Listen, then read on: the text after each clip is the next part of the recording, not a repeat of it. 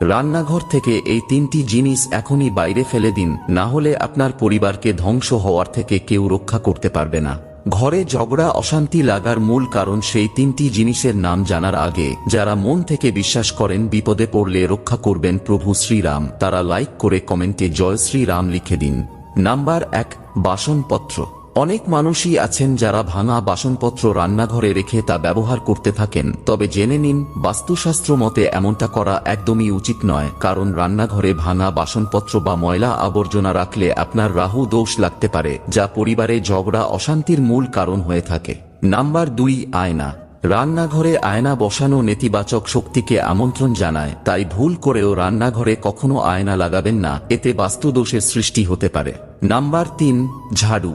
ঝাড়ুকে দেবী লক্ষ্মীর প্রতীক হিসাবে বিবেচনা করা হয়, তাই ভুল করেও ঝাড়ু কখনো রান্নাঘরে রাখবেন না, এতে মা লক্ষ্মী খুবই ক্রুদ্ধ হন।